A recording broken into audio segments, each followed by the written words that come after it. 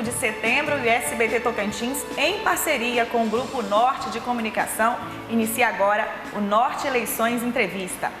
Um programa criado para entrevistar candidatos ao Executivo da capital e para abordar temas referentes ao processo eleitoral municipal, discutindo sobre os impactos ocasionados pela pandemia, a legislação, o uso das redes sociais nas campanhas e como combater fake news, dentre outros assuntos correlacionados ao ambiente eleitoral.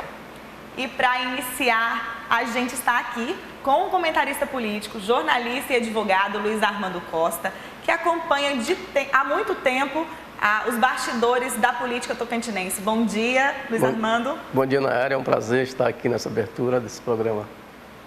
É um prazer nosso, um privilégio do SBT Tocantins ter você mais uma vez aqui conosco para tratar de eleição. E a gente começa agora falando sobre o impacto da Covid nas eleições. A gente sabe que esse ano, Luiz Armando, as eleições serão diferentes, né? A pandemia mudou muita coisa, inclusive data das eleições, horários das eleições. Não vai poder ter, por exemplo, leitura biométrica. Além disso, a pandemia vem trazendo também a força de uma campanha diferenciada, que é a campanha nas redes sociais. Como é que você vê isso aqui no Tocantins?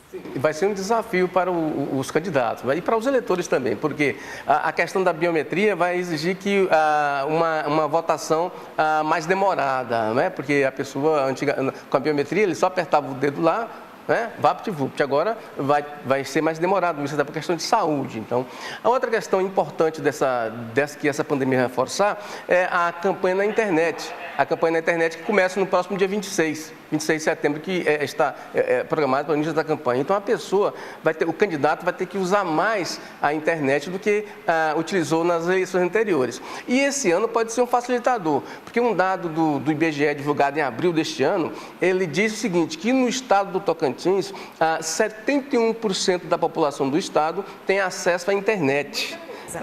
E 76% desses 71% tem esse acesso pelo celular, que é onde os políticos mais têm utilizado na questão dos grupos do Zap para conseguir conquistar apoios da população. Então, isso vai ser importante. Só que esse dado, você computando ele com outros indicadores, termina sendo um dificultador também, porque em Palmas, por exemplo, apesar desse índice de quem tem internet, 30% da população ocupada, ou seja, 30% da população que está trabalhando, ganha menos de meio salário mínimo. Então, é uma pessoa que, apesar de ter o livre acesso à internet, ele tem dificuldades financeiras.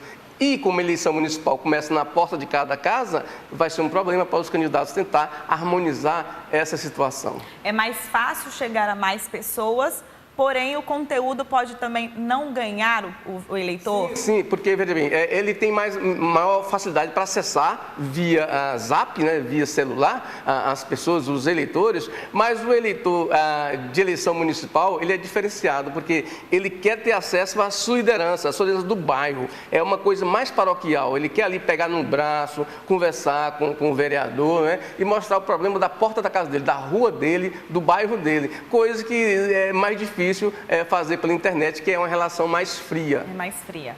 Falando em internet, nas últimas eleições, o mundo inteiro começou a entender a força das redes sociais para as campanhas eleitorais. Esse tema, inclusive, Luiz Armando, foi visto, né, precisou ser legislado, porque a gente sabe que as duas últimas eleições não estava tão certo como agir, como fazer, quais eram as regras, e a gente vem nessa eleição agora testar isso, com regras, com combate à fake news. Eu acompanho eleições por dentro, né, há quase 2 décadas no estado do Tocantins. De 2010 para cá, desde 2010 para cá, que as pessoas fazem uso dessa questão aí das redes sociais, né, de fake news na rede social. Depois denominou-se fake news, né? Em 2014, isso ocorreu solto no estado do Tocantins. Nas eleições de 2016 em Palmas, tinha pessoas que tinham grupos de Zap, ganharam muito dinheiro aí vendendo esses grupos para os candidatos. Em 2016, isso aqui tinha até gabinete nos comitês de campanha de pessoas para ter acesso aos eleitores pelo Zap. não é? Então, assim, sempre existiu essa coisa. Então, tinha fake news nos bairros, não é? Só que agora, depois do que aconteceu, da investigação das eleições de 2018, o Congresso começou a legislar sobre isso e o Supremo começou a judicializar essa questão, começou a decidir sobre isso, com prisão de pessoas que fazem uso de fake news. Isso talvez iniba um pouco nessa eleição essa questão. Em Palmas, por exemplo, na semana passada, o juiz eleitoral da capital condenou um pré-candidato a vereador porque estava divulgando fake news nas redes sociais e pedindo voto. Aliás, não pediu voto, por isso que ele não foi condenado pela legislação eleitoral, mas ele foi condenado a retirar esse vídeo do ar, não é? Porque é um pré-candidato do PL, porque era uma inverdade. E essa semana, por exemplo, também a Justiça Eleitoral determinou um pré-candidato do PL que retirasse uma hashtag das redes sociais por propaganda eleitoral antecipada. Então, a Justiça Eleitoral este ano está muito mais rápida e muito mais atenta a essa questão do que nas eleições anteriores. Tá, a Justiça Eleitoral está fiscalizando, tem legislação, mas o povo já sabe bem o que pode e o que não pode? Você acredita que o eleitor pode denunciar, já entendeu o que pode e o que não pode nessa campanha eleitoral nas redes sociais? Ou ainda não? Assim, a gente sabe o que a gente não podia fazer antes de forma normal, né, natural. O que a gente podia ou não fazer como eleitor. E agora? Eu acho que a população sabe, os tribunais superiores já fizeram campanha sobre isso, né, sobre fake news. O que ocorre é o seguinte, que nós vivemos um momento de radicalismo em que tem uma corrente que mesmo sabendo da ilegalidade, mesmo tendo noção do crime, eles continuam em função de uma plataforma até mesmo ideológica. Então eles estão um pouco importando se estão cometendo crime ou não, mas eu acho que a maioria sabe sim o que é crime na questão eleitoral. Ainda falando em campanha em meio à pandemia, a gente fala sobre o impacto de uma boa gestão, né? Todos os prefeitos do Tocantins receberam dinheiro federal, uma verba federal, para tratar de Covid. O uso desse dinheiro vai impactar na resposta das urnas? Ou não, Luiz Armando? No interior é diferente, o povo ainda não está acostumado com isso, vale mais outras barganhas para conseguir um pleito eleitoral no interior? Eu acho que influencia nas grandes cidades. Palmas vai influenciar, Porto Nacional vai influenciar, Gurupi vai influenciar, Araguaína vai influenciar, Paraíso vai influenciar. Ou seja, os apoios, né, a situação na cidade vai influenciar. Aí o prefeito vai atribuir a culpa a outros fatores externos, evidentemente. Mas sempre vai ficar aquela questão que a população vai analisar. Agora, no interior, eu creio que o problema maior é financeiro. Por exemplo, no Tocantins, 500 mil pessoas estão recebendo auxílio emergencial do governo federal nessa pandemia. Olha, no Tocantins só tem 150, 160 mil de pessoas com carteira assinada, ou seja, nós temos 164 mil com carteira assinada e 500 mil pessoas recebendo auxílio emergencial. Se você somar isso aí com as 600 mil pessoas que dependem do Bolsa Família, ou seja, nós temos quase 170 mil famílias cadastradas no Bolsa Família, nós teremos aí 1.100.000 pessoas nessa pandemia dependendo dessa espécie de doação do governo federal. Então, o que vai influenciar mais nas eleições desse ano, acredito, é a questão financeira. A pessoa está mais preocupada com a barriga. Agora a gente passa para um outro tema, né, que é o apoio à bancada durante o processo eleitoral. E eu questiono agora quanto ao apoio político nessa corrida. Nos últimos tempos, a gente tem percebido ações do governo do estado que sinalizam seus apoiadores. Nas últimas semanas, vimos alguns alinhamentos políticos sendo estabelecidos no Palácio. O governador fez vídeos questionando alguns prefeitos quanto ao uso da verba que veio para a pandemia e, em contrapartida, recebeu outros prefeitos e fez vídeos já dizendo que vai apoiá-los nessa empreitada. Sim, há ações públicas discricionárias, ou seja, o governo não está escondendo de ninguém isso, as suas preferências, não é? Porque ele criticou os prefeitos das cidades onde ele tem seu candidato, que é Gurupi por Nacional. Em Gurupi ele tem um candidato que é a Josi Nunes ou Gleidson Nato, ou em por Nacional o Otânio Andrade, que é irmão do presidente da Assembleia. Então, o governo saiu, o próprio Carles, o governador Carles, né, ele mesmo saiu criticando, inclusive até de forma inadequada, né, os dois prefeitos em meio à pandemia, ou seja, em municípios onde ele tem, claro, um candidato explícito, né, candidatos explícitos. Então, essa situação termina complicando para o próprio governador. Ou seja, em Araguaína ontem ele já liberou 3 milhões de reais. Em Araguaína, o Ronaldo Dimas é pré-candidato ao governo. Eu não acredito que ele vai desistir dessa pré-candidatura. E já tem um candidato também em Araguaína, que é o secretário dele, o Wagner. Não é? Então, assim, e ele não vai abrir mão do Wagner em Araguaína. Então, o governo pode encostar-se no deputado Jorge Frederico lá em Araguaína. Né? O Jorge Frederico está trabalhando para isso, não sei se vai conseguir. Mas é uma armadilha para o governador Carles. O governador Carles, em 2022, não é candidato a governo mais. Ele deve ser candidato ao Senado. Então, seria mais, na relação custo-benefício, muito mais producente que o governo esperasse passar as eleições e para negociar apoios com o prefeito eleito, do que negociar apoios com prefeitos que talvez nem ganhem as eleições. E aí o Estado fica prejudicado, a população. Agora a gente passa, Luiz Armando, a falar de um outro tema político, que são os alinhamentos. Aqui em Palmas são 17 pré-candidatos. Como é que a gente vai fazer, Luiz Armando? A gente tem ainda esse final de semana, a próxima semana inteira, até o dia 16, para definir, né, em convenções eleitorais, quem realmente dos 17 vão se tornar candidatos. Se o cenário mudar, existe alguma expectativa de redução de números dessa quantitativo? Porque é a primeira vez que Palmas apresenta um número tão grande assim. Sim, eu acho que esse número deve ser reduzido até por questão operacional e questão financeira a 5 ou 6 candidaturas, não é? Pela mobilização, pela movimentação das datas de convenções, você já pode perceber essa possibilidade dessas aglomerações, dessas combinações, que não podem ser na proporcional. Para vereador não tem coligação esse ano, então coligação esse ano é só para prefeito, ou seja, o vereador vai ser no pau, cada um por si. Então, veja bem, só para você ter uma ideia, ontem já foi anunciado que o Patriotas, né, chegou para negociar com a prefeita Cíntia Ribeiro, apresentando 36 pré-candidatos. Né? Então, veja bem, não há sentido um partido chegar por uma prefeita candidata a cargo majoritário e apresentar 36 pré-candidatos, porque não há coligação proporcional, há só majoritária. Né? Então, mas então, o Patriota já está fora, né? Já está negociando com a prefeita Cíntia Ribeiro. O PL do deputado Vicentinho Júnior, ele marcou a convenção para o dia 12. Não é? Então, dia 12 é antes da convenção do PSB, que é um partido pelo qual ele pode agrupar-se. E muito antes da convenção do PSDB, da prefeita Cíntia Ribeiro. Então, os partidos que estão... Esse final de semana tem o Podemos também. Então, os partidos que estão colocando candidaturas agora, eles certamente estão decididos a se candidatar, porque depois que passa a convenção, que decidiu pelo candidato, como é que ele vai dizer lá para a militância que ele abandonou o barco para apoiar o outro, sendo que lá na frente, no outro, na convenção do outro, ele não pode oficialmente se coligar, porque é em convenção que determina a coligação. Então, assim, é um problema, ou seja, em tese, os candidatos que estão sendo colocados agora, nas convenções primeiras, se colocar antecipadamente, é porque eles não têm intenção de coligar na majoritária. Muito obrigada, Luiz Armando. A gente segue aqui falando de política. No próximo bloco, a gente segue falando, inclusive, do cenário de Araguaína, Gurupi, e segue falando desse número de candidato grande, né, de pré-candidato grande aqui em Palmas. Eu espero você. É um rápido intervalo.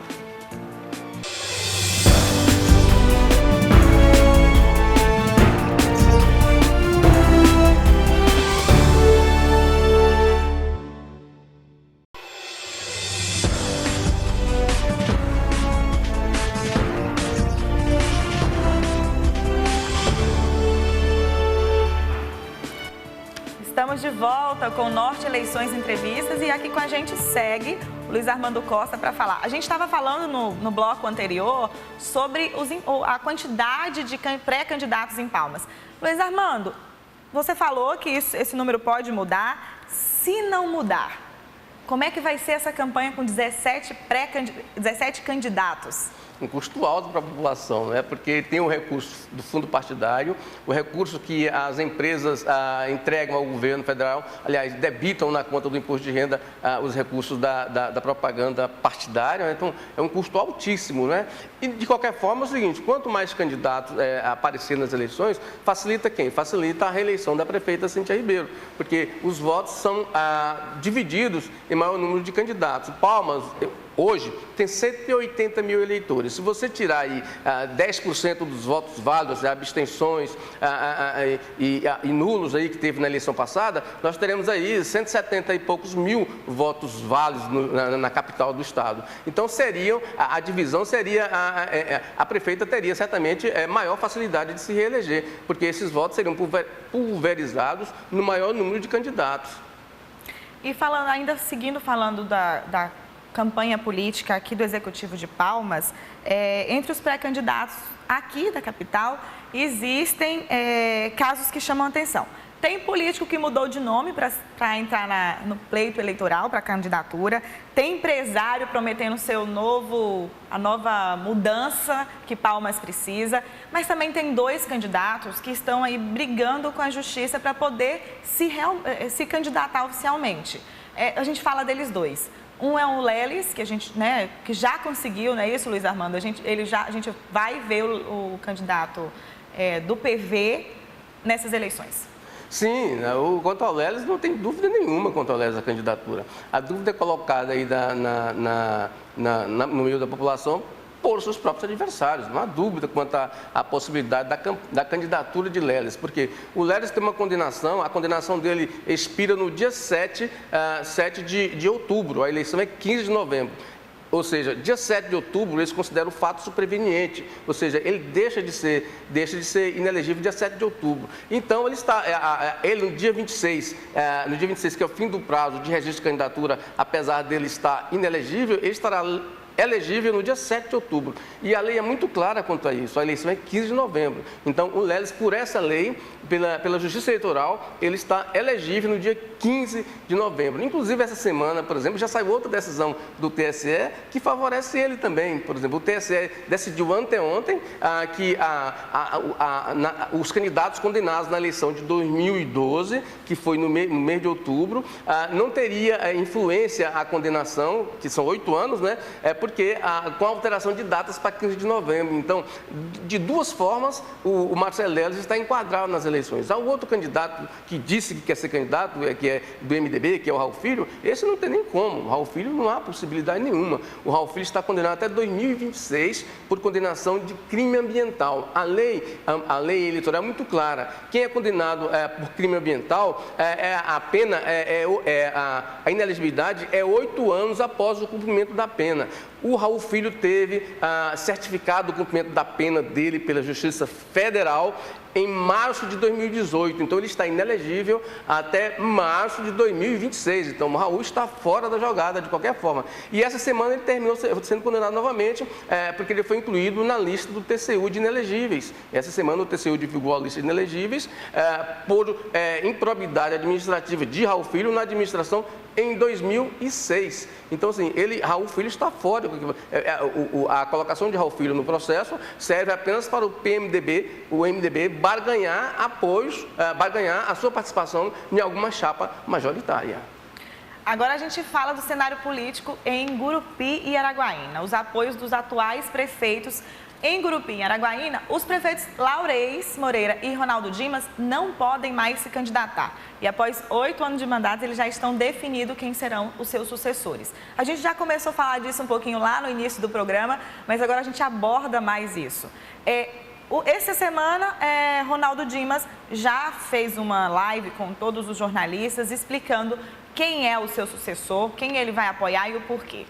É o seguinte, tanto o Ronaldo Dimas como o Laurez Moreira fazem administrações impecáveis nos seus municípios, não é? Então, eles erram do ponto de vista político de alguma forma, mas na questão administrativa, a população reconhece o trabalho de ambos nesses 8 anos que permaneceram na administração da cidade. E pela legislação, e legitimamente, eles têm o direito de escolher quem seria o seu sucessor. Ou seja, basta, evidentemente, comandar o partido deles, né? Ou seja, como comando, né? O Laurez comanda na cidade o PSDB e o Dimas comanda na cidade dele o partido dele, apesar do candidato do Dimas, o Wagner, ser do Solidariedade e não do Podemos, né? Mas o Laurez, lá em Grupi, já lançou o seu pré-candidato, que é o secretário dele, o Gutierrez, né?